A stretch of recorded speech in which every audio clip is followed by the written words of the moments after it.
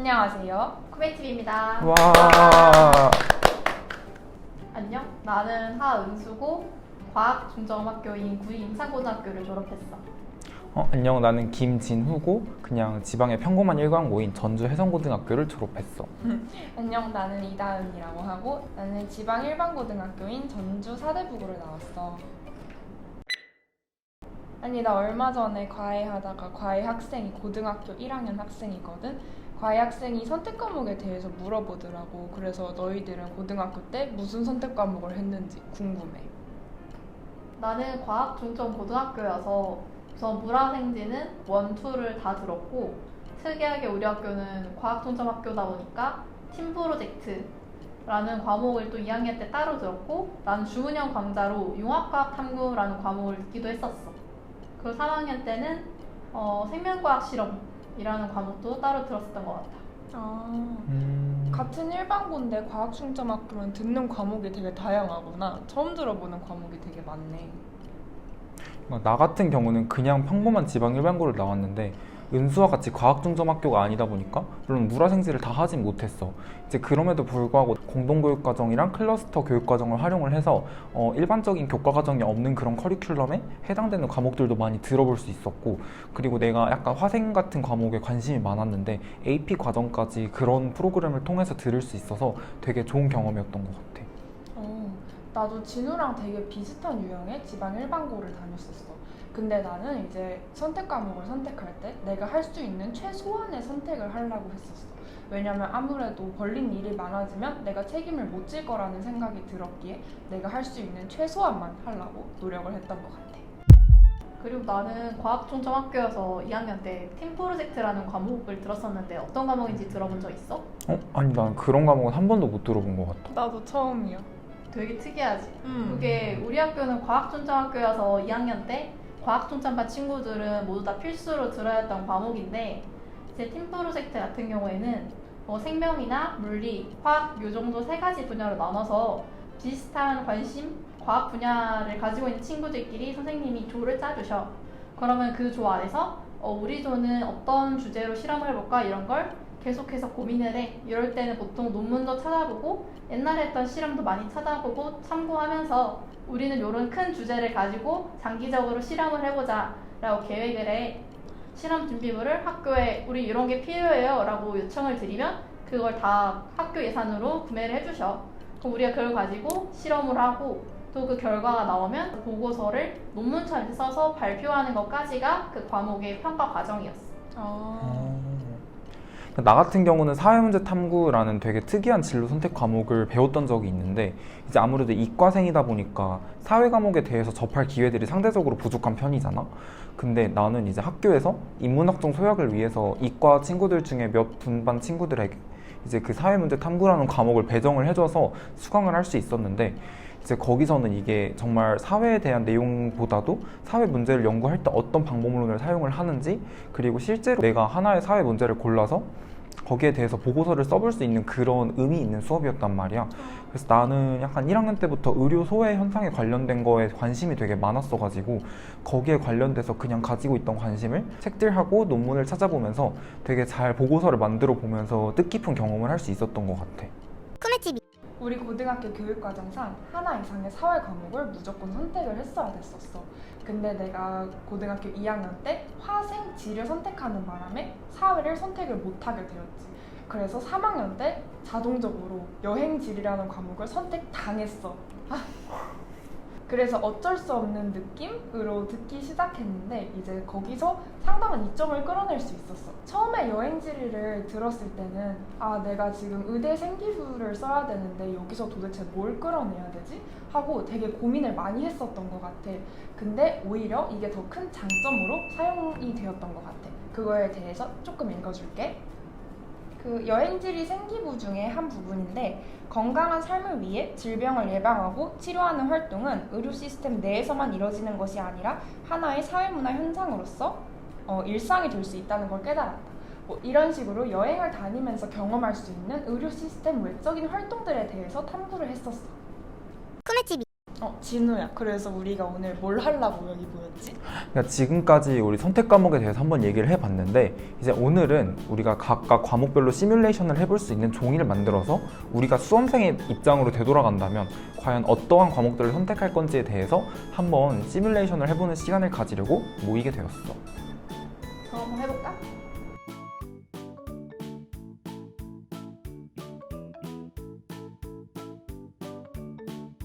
꿈의TV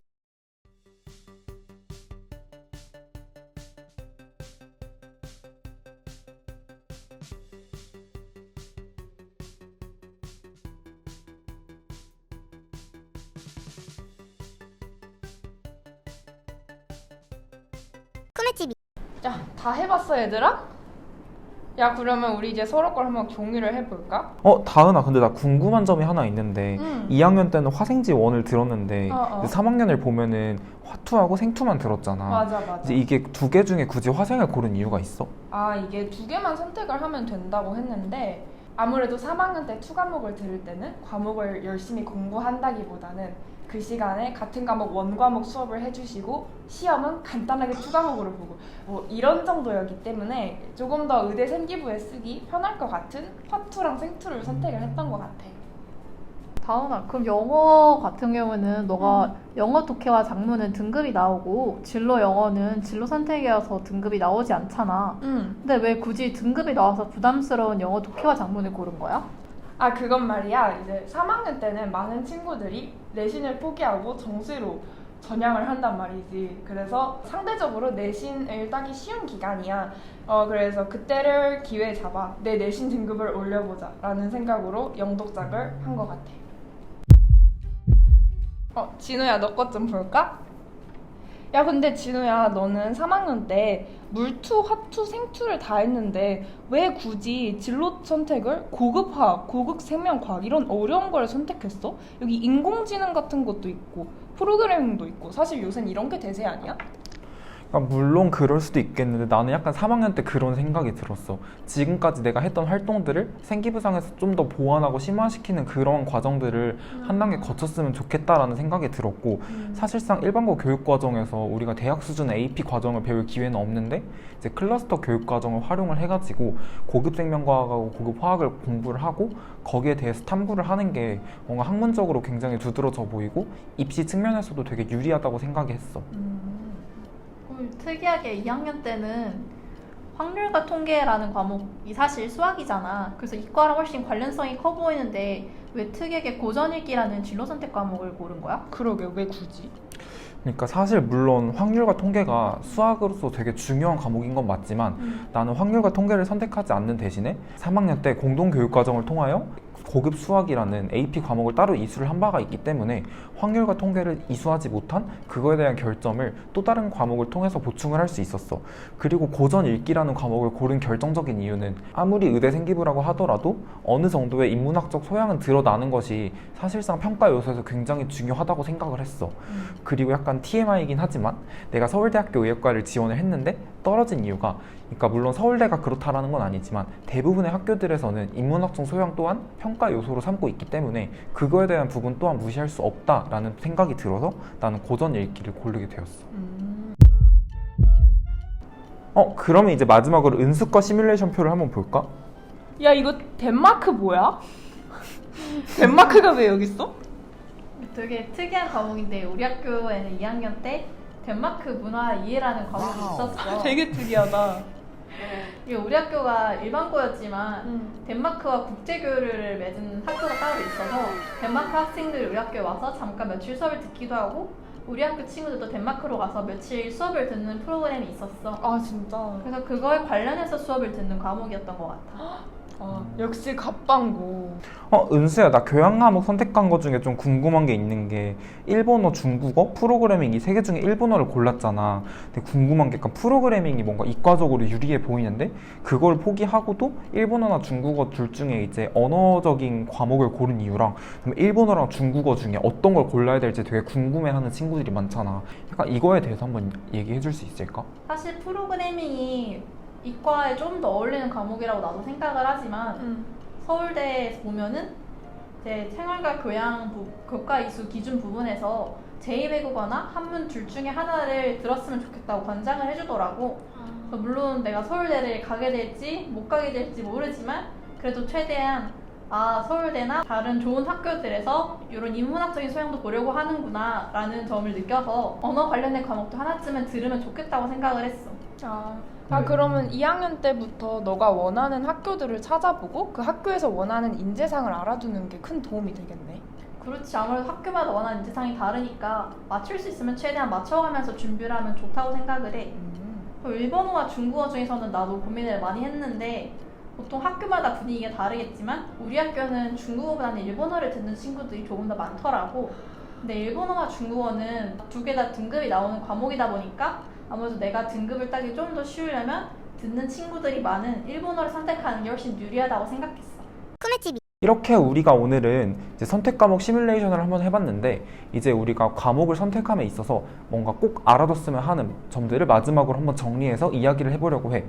먼저 내가 말하고 싶은 것들은 이렇게 물론 우리가 오늘 시뮬레이션을 해보고 우리가 학생 때 어떤 과목들을 골랐는지에 대해서 얘기를 해봤지만 이게 꼭 정해진 정답은 아니고 이제 또 개인마다 학교가 다르다 보니까 학교 교육 과정에 맞춰서 그냥 본인이 할 수 있는 대로 선택을 할 수 있는 게 나는 최선이라고 생각을 해.